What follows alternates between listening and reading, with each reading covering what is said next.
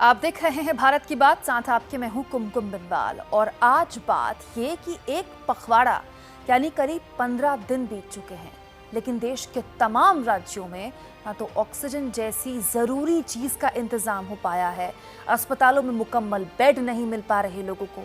तो ऐसी स्थिति के लिए जिम्मेदार कौन है? केंद्र और राज्य तो एक दूसरे पर ठीकरा फोड़ने में जुटे हैं, तो फिर अब हाई कोर्ट से लेकर सुप्रीम कोर्ट तक को बीच में आना पड़ रहा है। इलाज की व्यवस्था के साथ साथ एक देश में वैक्सीन के एक दाम ना होने पर भी कोर्ट को ही सवाल पूछने पड़ रहे हैं।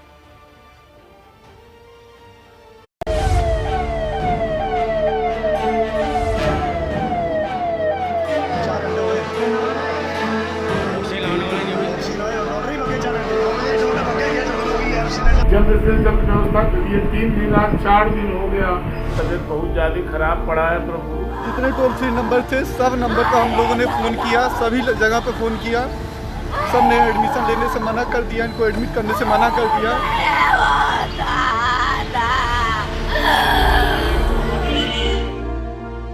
ऑक्सीजन नहीं था वहाँ पे भी, फिर यहाँ पे भेजे तो यहाँ पे भी ऑक्सीजन की कमी है।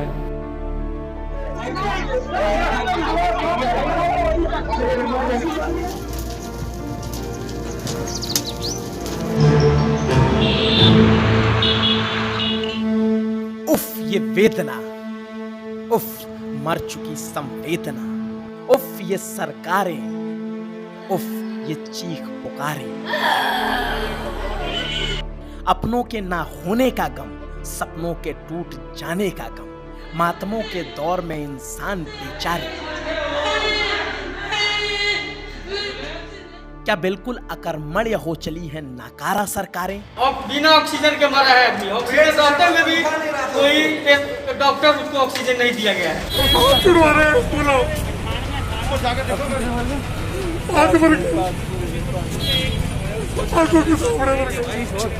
पापा को मैं अंदर जाके देख के आ रहा हूँ, उनके पास सिलेंडर नहीं है। कोई सुनने को राजी नहीं है, ना कोई बात करने को राजी है कि हमारे पास नहीं है, हमारे पास नहीं है। 11:30 बजे बात हुई हमारी फोन पे, ऑक्सीजन कम हो रहा है मेरा। ऑक्सीजन मिल जाती तो मेरा घर दोबारा रह जाता, ऑक्सीजन ना देने से मेरा घर बर्बाद हो गया। बेचारा अंदर मर रहा है और यहाँ पे हॉस्पिटल में एक ऑक्सीजन सिलेंडर नहीं है। सुबह 3 बजे से यहाँ का पूरा स्टाफ सिर्फ ऑक्सीजन सिलेंडर ढूंढने जा रहा है और उसको ऑक्सीजन सिलेंडर नहीं मिल पा रहा है, कहीं पे कोई इलाज नहीं। तो इन्होंने पूरी करनी थी, हम तो पैसा देख सकते हैं और कुछ नहीं कर सकते। लोगों का गला भर्राया हुआ है, दिलो दिमाग में गुस्सा छाया हुआ है। कभी रोते हैं, कभी बिलखते हैं, तो कभी आक्रोशित होकर मारपीट करने लगते हैं। लेकिन लोगों को समझना होगा कि ये करना बिल्कुल ठीक नहीं। डॉक्टर भी जी जान से लगे हैं, लेकिन व्यवस्थाओं ने उनके हाथ भी पंगु कर दिए हैं। सरकारें भले लाख दावा करें, लाख दिखावा करें, लेकिन सच्चाई तो यही है कि हर सूबे का बुरा हाल है। जो ये कृत्रिम अभाव पैदा करने का प्रयास किया जा रहा है, ना बेड्स की कमी है, ना ऑक्सीजन की कमी है, ना रेमडेसिविर की कमी या किसी अन्य जीवन रक्षक दवा की भी कमी नहीं है। ये कृत्रिम अभाव दिखाने का कुछ लोगों के द्वारा प्रयास और उसके माध्यम से अफवाह पैदा करके एक भगदड़ की स्थिति, क्योंकि जिन लोगों को प्रदेश में अव्यवस्था अराजकता पैदा करने का अवसर नहीं मिला, ये आपदा का काल है, ये कहना कि रेमडेसिविर को कालाबाजारी की जा रही है, मुझे लगता है सरासर झूठ है, क्योंकि इसका तो कोटा भारत सरकार ने तय कर दिया है हर राज्यों का। एक दूसरा, उत्तर प्रदेश के अंदर जितनी आवश्यकता है उतनी रेमडेसिविर हर एक जनपद को और हर सरकारी हॉस्पिटल को उपलब्ध कराया जा रहा है, और हर प्राइवेट हॉस्पिटल को भी। उत्तर प्रदेश के मुख्यमंत्री योगी आदित्यनाथ कहते हैं प्रदेश में ऑक्सीजन की कोई कमी नहीं है, लेकिन किसी भी शहर, किसी भी इलाके की तस्वीर उठाकर देख लीजिए, पहली नजर में दावा झूठा लगने लगेगा। और राजधानी लखनऊ तो मानो उस बदहाली का केंद्र बन चुकी है।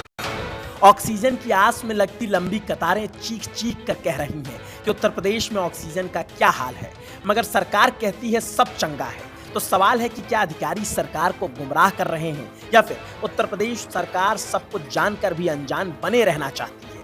क्योंकि अगर अस्पतालों में ऑक्सीजन की कमी ना होती, सारी व्यवस्थाएं सुचारू रूप से चल रही होती, तो क्या गाजियाबाद के गुरुद्वारे के दर पर ये भीड़ लगती, ये लाइनें लगती, ये कतारें खड़ी होती ऑक्सीजन के लिए। उत्तर प्रदेश सरकार लगातार ये दावा कर रही है कि अस्पतालों के अंदर ऑक्सीजन है, लेकिन अगर अस्पतालों में ऑक्सीजन है तो फिर मरीजों को गुरुद्वारे क्यों आना पड़ रहा है। इस वक्त हम इंदिरापुरम के गुरुद्वारे के बाहर मौजूद हैं और लंबी कतार यहाँ पर लोगों की लगी हुई है। मरीज यहाँ पर मौजूद हैं, तीमारदार मौजूद हैं। तस्वीरों में आप देख सकते हैं कि ये देखिए मरीज हैं और ऑक्सीजन के लिए यहाँ पर पहुंचे हैं। हमारे साथ प्रेसिडेंट साहब मौजूद हैं, उनसे बात करते हैं। सर, कितने लोगों की आप सेवा कर रहे हैं लगातार और कितने दिन से ऑक्सीजन सेवा चल रही है आपकी? सर, आज 4 रात और तकरीबन 4 दिन हो गए हैं इस सेवा को चलते हुए, जिसमें तकरीबन 2000 से 2200 आदमी जिनको 5-10 मिनट में ऑक्सीजन ना मिलती वो इस ज़िंदगी से, इस दुनिया से चले जाते, उनकी यहाँ जान बचाई गई है गुरुद्वारा इंदिरापुरम की इस निशान साहब के नीचे।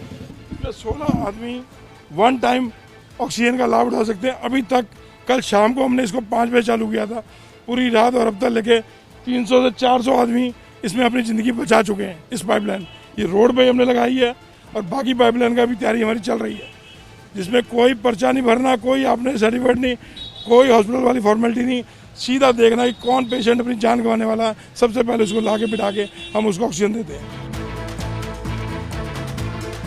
तस्वीरें बता रही हैं कि आंकड़े भले गुलाबी हैं मगर दावे झूठे और किताबी हैं, और रेमडेसिविर जैसी दवाओं की जमाखोरी और कालाबाजारी भी किसी से छिपी नहीं है। और ऐसा नहीं है कि यह हाल सिर्फ उत्तर प्रदेश का है, राजधानी दिल्ली की दुर्दशा भी किसी से छिपी नहीं है। दवाई की दुकान को लेकर ऑक्सीजन के खदान तक हर तरफ सिर्फ लाइनें ही लाइनें नजर आती हैं लाचार लोगों की, और अस्पतालों में अव्यवस्था का अंबार सा। इसलिए आज दिल्ली हाईकोर्ट को केजरीवाल सरकार को मजबूरन कहना पड़ा कि हर तरफ सिर्फ गड़बड़ ही गड़बड़ है और आप उस गड़बड़ को ठीक करने में नाकाम साबित हो रहे हैं। आप सरकार और सत्ता में काबिज हैं, आप दिल्ली में सरकार चला रहे हैं। हालातों को सुधारने की जिम्मेदारी आपकी है, और ये भी कहा कि अगर नहीं हो रहा है तो ये जिम्मेदारी हम केंद्र को दे दें क्या। और जब पूरे देश का यही हाल होने लग गया, हर रोज 2700 से ज्यादा कागजी मौतें इस देश का सच हो चली, तो फिर सुप्रीम कोर्ट को भी बीच में आना पड़ा। और सुप्रीम कोर्ट में आज देश की इस दयनीय स्थिति पर सुनवाई हुई। सख्त लहजे में आज सुप्रीम कोर्ट तक को कहना पड़ गया कि राष्ट्रीय समस्या के दौरान हम चुप नहीं बैठ सकते। और फिर पूछा कि ऑक्सीजन के उत्पादन, उसकी मांग और वितरण की स्थिति, उससे प्रभावित राज्यों को कैसे पहुंचाया जा रहा है, भविष्य में किस तरह की स्थिति रहेगी, रेमडेसिविर और दूसरी दवाओं की आपूर्ति एक एक जिले तक कैसे हो रही है, सरकार इसका विवरण दे। 1 मई को होने वाले वैक्सीनेशन अभियान को लेकर क्या तैयारी है, ये किस तरह से सुनिश्चित किया जा रहा है कि कोवैक्सीन और कोविशील्ड की कोई कमी नहीं होगी। सुप्रीम कोर्ट ने इन सवालों का जवाब केंद्र सरकार से मांगा और अगली सुनवाई 30 अप्रैल को होगी। लेकिन सुप्रीम कोर्ट ने एक और अहम सवाल पूछा कि आखिर जब वैक्सीन ही जिंदगी का सहारा लगने लगी है, तो फिर एक देश में वैक्सीन का एक दाम क्यों नहीं। इस पर केंद्र सरकार के वकील ने जवाब दिया। कोर्ट को यह जानकारी दी गई है कि केंद्र सरकार ने अपना विस्तृत जवाब दाखिल कर दिया है। इस समय प्रधानमंत्री के नेतृत्व में पूरा देश और सभी राजनीतिक दल इस समस्या से लड़ने के लिए एक साथ काम कर रहे हैं। वैक्सीन के एक निर्माता ने कहा है कि वो राज्य सरकारों को 400 रुपये में देंगे, दूसरे निर्माता ने कहा है कि वो राज्य सरकारों को 600 रुपये में देंगे, और केंद्र सरकार को दोनों 150 रुपये में देंगे। मेरी उम्मीद है कि इसको एक ही प्राइस होना चाहिए, अलग अलग प्राइस नहीं होने चाहिए उनमें। मगर सवाल तो यहाँ वैक्सीन बनाने वाली company serum institute of India से भी बनता है कि आखिर वो वैक्सीन राज्यों को अलग और महंगे दाम पर क्यों दे रही है। और सवाल ये भी कि जब दूसरे देशों को वही वैक्सीन सस्ती दी जा रही है तो अपने ही देश में इतना महंगा दाम क्यों।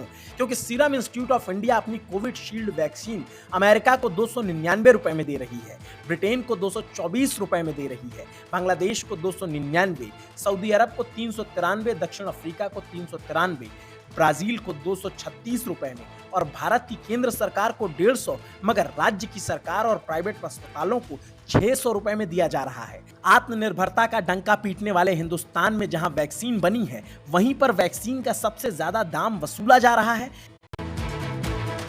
यह आत्मनिर्भरता के नाम पर देश के साथ झांसा नहीं तो और क्या है। कहने को तो स्वदेशी वैक्सीन के नाम पर आत्मनिर्भरता का प्रचार खूब हुआ, लेकिन उसी वैक्सीन को हिंदुस्तान के प्राइवेट अस्पतालों और राज्य सरकारों को 600 रुपए में दिया जा रहा है। और यकीन मानिए ये दुनिया भर में बनी तमाम वैक्सीनों से भी ज्यादा महंगी है।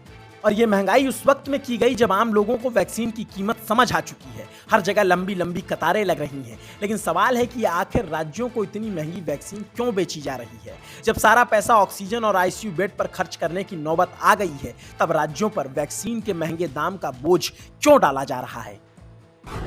ওষুধের বেলায় তখন ডিফারেন্ট প্রাইস, 150 টাকায় তুমি সেন্ট্রাল কিনবে, 400 টাকায় আমি কিনবো স্টেট, প্রাইভেট হসপিটাল কিনবে 600 টাকায়, আর মানুষ মারা যাবে।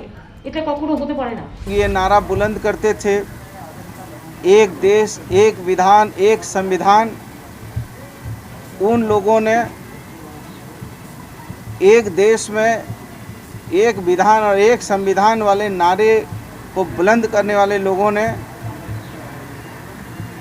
जीवन रक्षक दवाई वैक्सीन को भी तीन तरीके से विभक्त कर दिया।